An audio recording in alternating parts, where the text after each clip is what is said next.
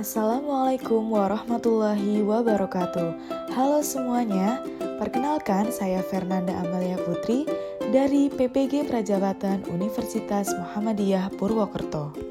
Di video kali ini, saya akan membahas mengenai kesimpulan materi dan refleksi setelah saya mempelajari topik 1 Filosofi Pendidikan Indonesia, yaitu Perjalanan Pendidikan Nasional. Ki Hajar Dewantara adalah sosok guru ideal yang diteladani. Ki Hajar Dewantara mengatakan bahwa pendidikan itu menuntun segala kekuatan kodrat yang ada pada anak agar mereka dapat mencapai keselamatan dan kebahagiaan. Pendidikan di Indonesia telah ada sejak sebelum kemerdekaan. Namun, di zaman kolonial Belanda, pendidikan adalah sesuatu yang mahal bagi bangsa pribumi. Pendidikan pada mulanya hanya dapat dirasakan oleh golongan bangsawan, priai, dan pegawai negeri saja.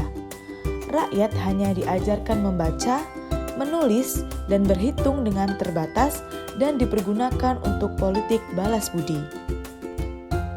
Oleh karena bangsa Indonesia menginginkan perubahan pada pendidikan, lahirlah cita-cita yang menghendaki perubahan radikal dalam pendidikan dan pengajaran.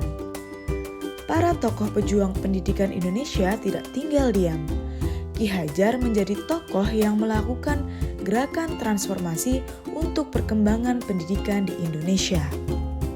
Akhirnya pada tanggal 3 Juli 1922, berdirilah Sekolah Taman Siswa Yogyakarta yang menjadi awal dari perjuangan untuk mengangkat derajat rakyat Indonesia menuju kemerdekaan dan kebebasan kebudayaan bangsa melalui pendidikan.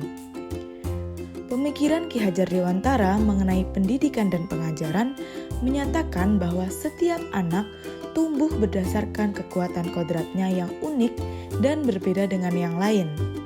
Maka, tugas kita sebagai pendidik adalah menuntun segala kekuatan kodrat yang ada pada anak agar mereka dapat mencapai keselamatan dan kebahagiaan yang setinggi-tingginya, baik sebagai manusia maupun anggota masyarakat. Pendidik tidak mungkin membuat benih padi tumbuh menjadi jagung. Namun, pendidik dapat melakukan upaya agar benih padi dapat tumbuh dengan baik. Sejalan dengan pemikiran Ki Hajar Dewantara, gagasan Menteri Pendidikan dan Kebudayaan mengenai kurikulum Merdeka Belajar memiliki relevansi terkait terselenggaranya pendidikan saat ini di Indonesia.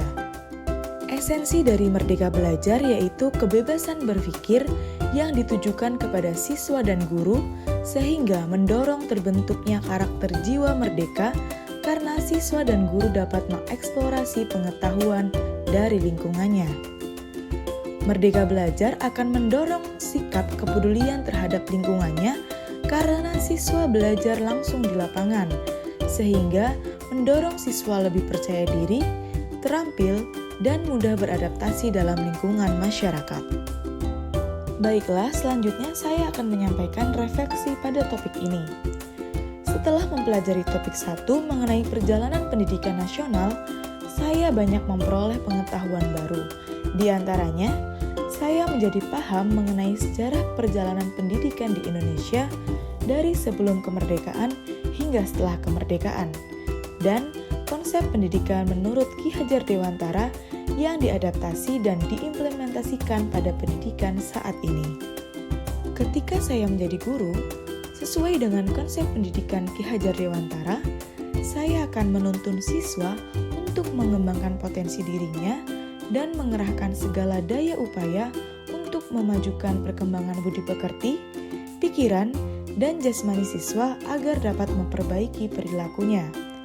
Saya akan menciptakan lingkungan belajar yang nyaman dan menggunakan model pembelajaran yang dapat memerdekakan siswa sehingga potensi mereka dapat berkembang.